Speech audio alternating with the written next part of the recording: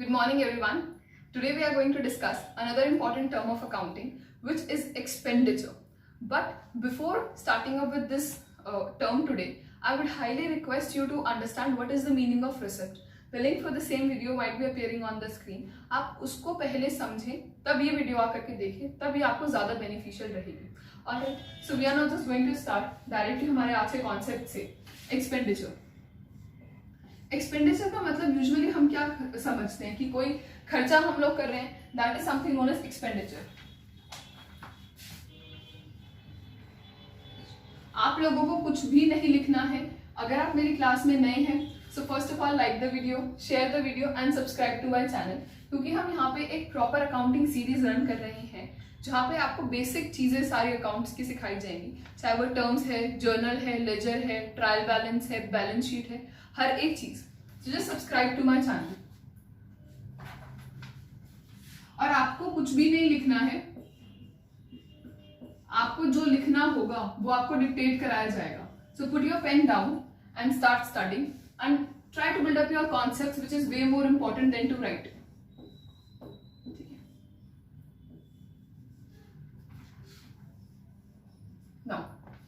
Expenditure मतलब क्या? जब भी हमारे दिमाग में एक्सपेंडिचर का मतलब आता है, हम सोचते हैं खर्चा. तो एक्सपेंडिचर का मतलब खर्चा ही होता है.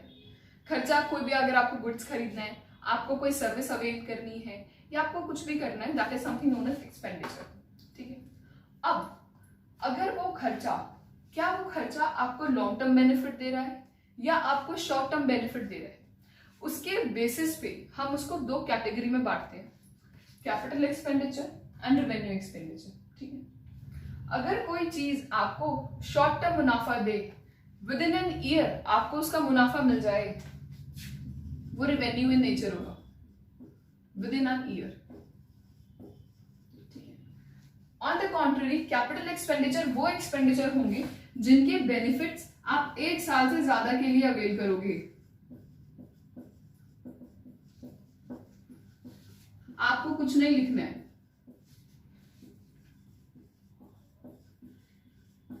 अब इसका मतलब क्या होगा कि benefits avail for more than 1 year, benefits एक ही साल में ले लिया. इसका मतलब क्या होता है? एक एग्जांपल से समझते हैं. फॉर एग्जांपल, आपको एक दुकान स्टैब्लिश करनी है. लेट्स एज्यूम आप एक किराना स्टोर रन करेंगे.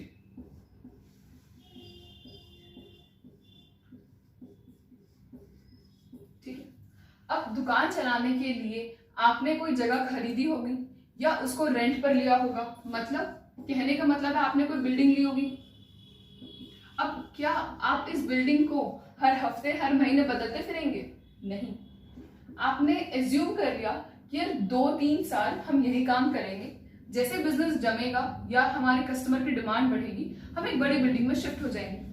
तो आपने मान लिया ना कि हम 2-3 साल यही रहेंगे, और आपने बिल्डिंग के लिए खर्चा किया, उसमें इंटीरियर वगैरह कराया, आपने अपने जो खाने होते हैं जिसमें आप सामान रखेंगे वो सब भी बनवाए.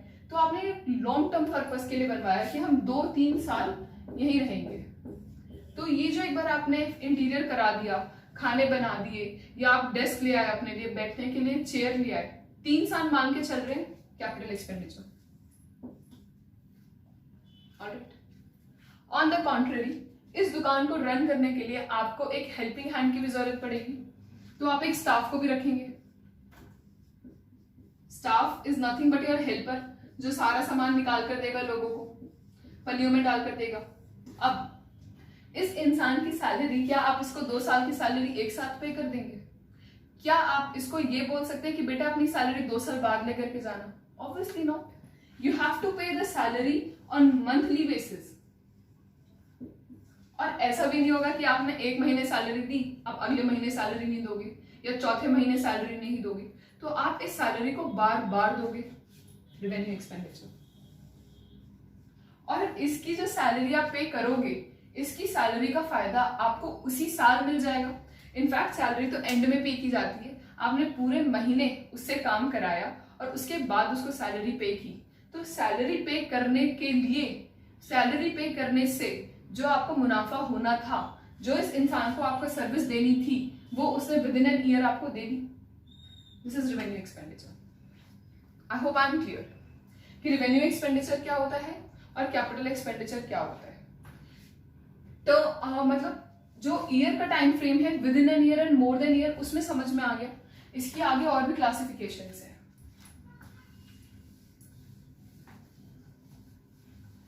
जो रेवेन्यू होता है, मतलब जो आपके एक्सपेंडिचर्स हैं, वो हम लोग देखते हैं एसेट्स और लायबिलिटी की नजर से भी, कि हमारी एसेट बढ़ रही है, लायबिलिटी बढ़ रही है, एसेट कम हो रही है, लायबिलिटी कम हो रही है, उस पॉइंट से। Now if you don't know the meaning of assets and liabilities, the link of the same is appearing over here on the screen. Just go back और आप वो वाली वीडियोस देखें and just brush up your concepts कि asset का मतलब क्या होता है, लायबिलिटी का मतलब क्या होता है। और इस वीडियो को स्टार्ट करने से पहले मैंने आपको कहा था कि आप रिसिप्ट्स वाला पार्ट देख कर आना, ताकि आपको आसानी हो यहाँ पे कॉन्सेप्ट्स समझने में कि एसेट, लायबिलिटी और ये सारी चीजें ना।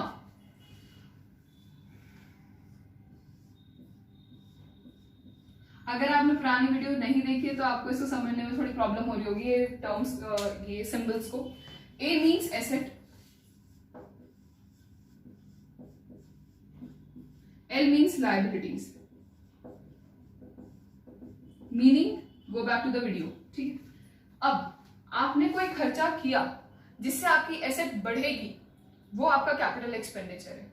फॉर एग्जाम्पल, जो किराना स्टोर वाला हमने एग्जाम्पल लिया था, आपने बिल्डिंग खरीदी, अब आपने उसमें सामान रखा, तो इसका बेनिफिट आप लॉन्ग टर्म तक रीप करेंगे, ठीक है। लेट्स एज्यूम आपने उस बिल्डिंग को खरीद लिया, ये जो स्टोर है, पहले आप यहाँ रेंट पर थे, ठीक है। जो आप रेंट पे कर रहे थे वो आपका रेवेन्यू एक्सपेंडिचर था, क्योंकि आपको रेंट हर महीने पे करना था। बट जो आपने इंटीरियर कराया वो आपने 3 साल के लिए करा लिया, वो आपका कैपिटल एक्सपेंडिचर था, ठीक है। अब यही kirana store you ended up buying, आपको इतनी पसंद आ गई ये दुकान, इतने कस्टमर्स मिल गए आपको यहाँ से, आपने इसको परचेज ही कर लिया। अब आप क्या कहेंगे, ये दुकान मेरी है, मेरे। अब अगर आपको किसी को बताना हो, you will say I O a house, मेरा एक घर है और मेरी एक दुकान भी है। तो ये आपकी जो एसेट है वो बढ़ गई ना। आप बोल सकते हैं कि मैंने 1 करोड़ की ये दुकान खरीद ली, so asset of yours have increased. जब आपने दुकान खरीदी तो क्या आपकी कोई लायबिलिटी घटी? नहीं, आपके ऊपर कोई ऑब्लिगेशन थोड़ी था कि ये दुकान आपको खरीदनी ही खरीदनी है, ठीक है। तो जब ऐसा कोई खर्चा हो जिसमें आपकी एसेट बढ़े, या कोई ऐसा खर्चा जिसमें आपकी लायबिलिटी ना घटे, वो हमारे कैपिटल एक्सपेंडिचर्स होते हैं।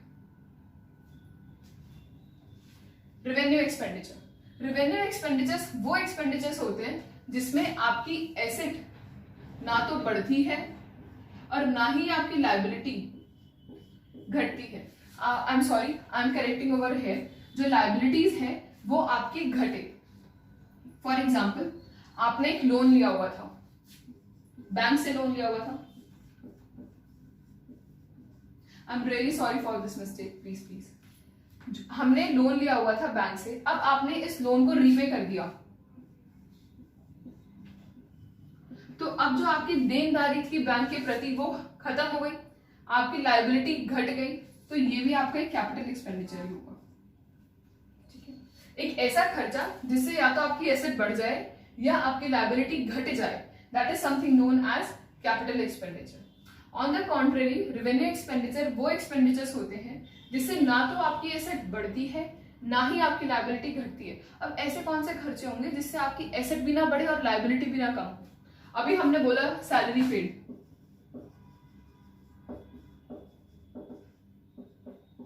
अभी हमने बोला रेंट पेड। रेंट पे करने से क्या दुकान आपकी हो गई? सैलरी पे करने से क्या दुकान आपकी हो गई? नहीं। तो क्या आपकी एसेट इंक्रीज हुई? नहीं। आपने सैलरी पे करी तो क्या आपकी कोई लायबिलिटी कम हुई? नहीं, वो तो आपको पे करनी ही थी। रेंट पे किया तो आपकी कोई लायबिलिटी कम हुई? नहीं। कोई लायबिलिटी का मतलब कि आप में कोई लॉन्ग टर्म चेंज आया हो।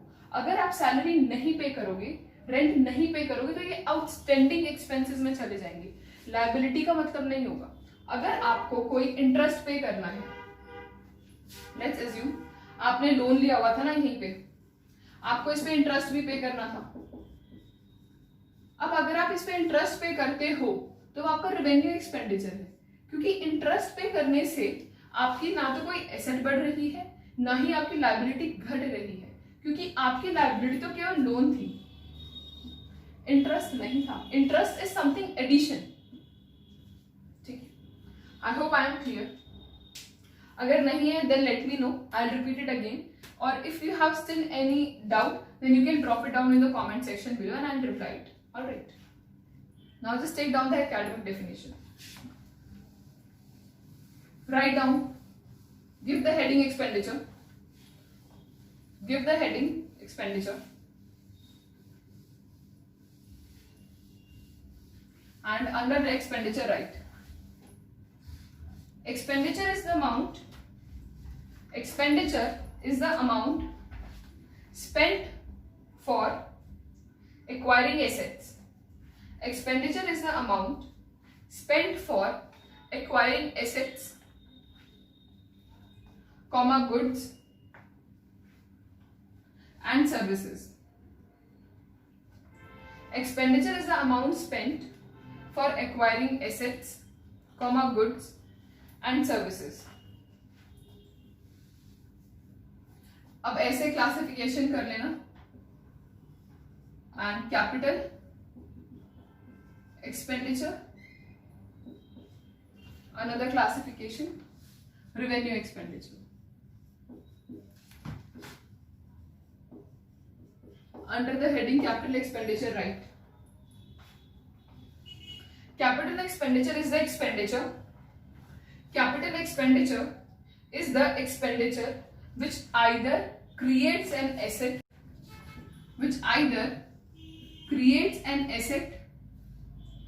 or reduces a liability,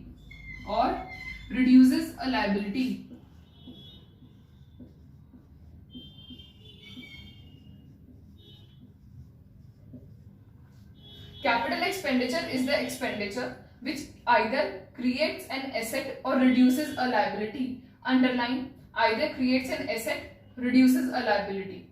Underline, either creates an asset, reduces a liability. Now under revenue expenditure write an expenditure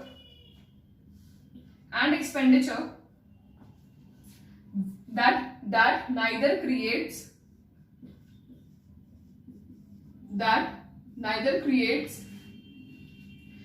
an asset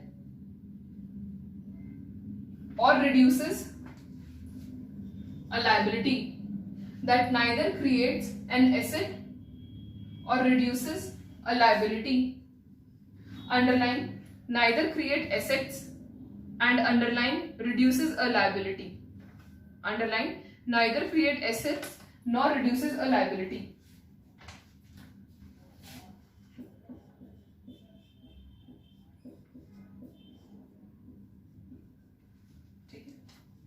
Now under capital expenditure write capital expenditure is generally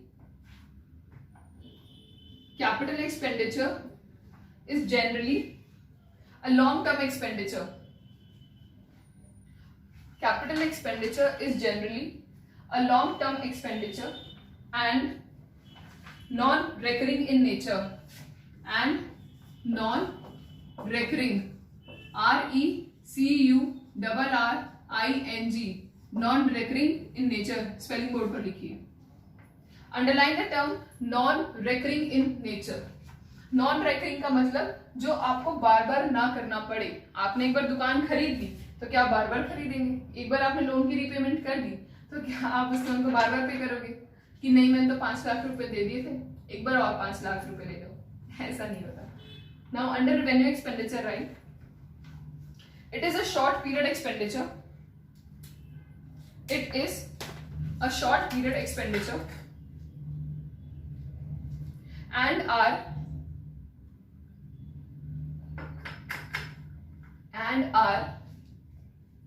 recurring in nature.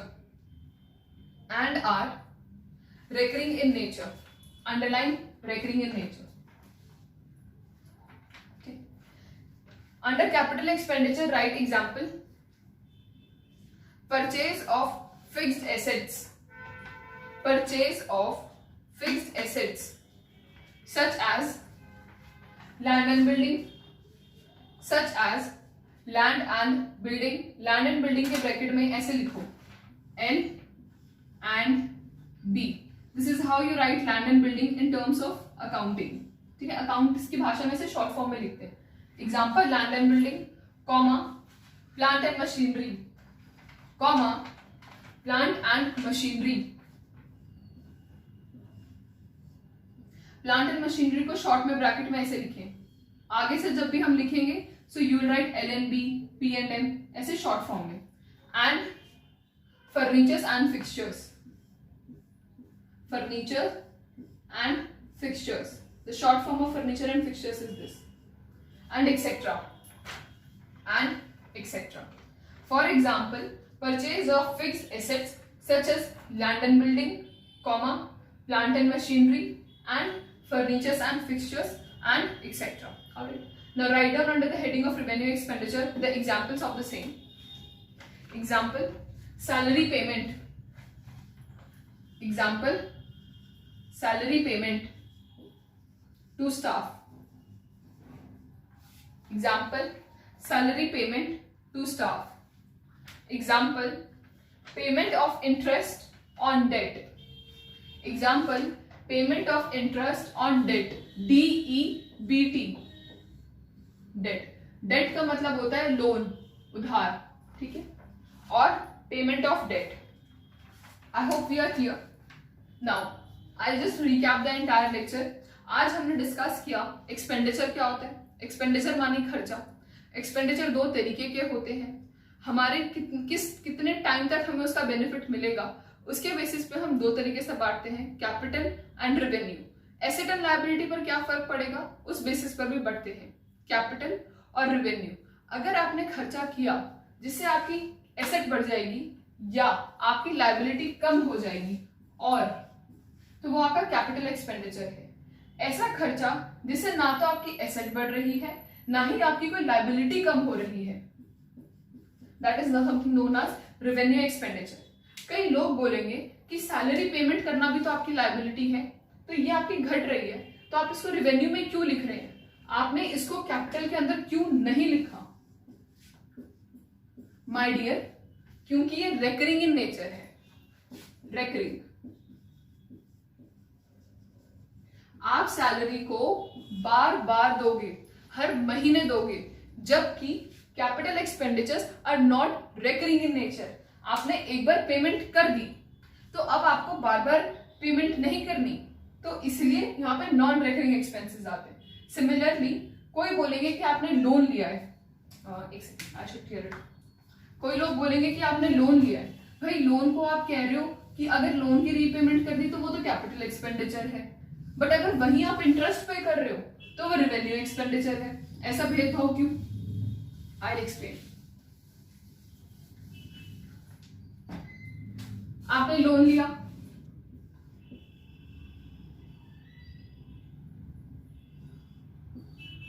अब loan की आपको final payment करनी है, मतलब maturity amount. जो आपने 1 लाख रुपए का लोन लिया होगा, 10 लाख रुपीस का आपने लोन लिया होगा,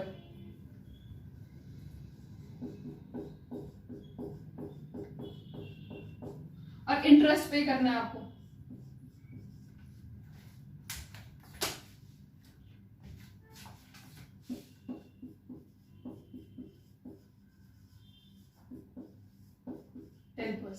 अब अगर आप पूरा का पूरा लोन पे करते हो तो वो आपका कैपिटल एक्सपेंडिचर है, वहीं अगर आप इंटरेस्ट पे करते हो तो वो आपका रेवेन्यू एक्सपेंडिचर है. वाई? इस वाई में आपको सारे आंसर मिलेंगे कि क्यों सैलरी है, क्यों आपका इंटरेस्ट है, जबकि ये भी तो एक आपकी लायबिलिटी होती है कि आपको पेमेंट करनी है. The major point of distinction over here is on the basis of recurrence. ये आपको सिर्फ एक ही बार पे करना है, ये आपको बार बार पे करनी है. इसका बेनिफिट आप काफी सालों तक उठाते हैं, 4-5 साल 10 साल में लोन जाके पे करते हैं. इसका बेनिफिट आप तुरंत with in an year avail कर लेते हैं. तो इस तरीके से आपको पता होना चाहिए कि क्यों एक ही चीज की एक चीज कैपिटल इन नेचर है और उसी चीज की दूसरी चीज रेवेन्यू इन नेचर है. I hope now I am clear कि कैपिटल एक्सपेंडिचर, रेवेन्यू एक्सपेंडिचर क्या होता है, क्यों रेकरिंग, क्यों नॉन रेकरिंग, क्यों लोन का पूरा principal amount capital expenditure, interest payment, आपका revenue expenditure. So let's find a today's session. Please like, share and subscribe to my channel. We'll be coming up with more video lessons with respect to the 11th accountancy. और ये आपको in general भी पता होना चाहिए कि ये सब बातें होती क्या है. आपको अखबार पढ़ने में भी बहुत मदद मिलेगी. तो आप बाकी की सारे वीडियोस भी प्लीज देखें. So bye bye, take care, have a nice day.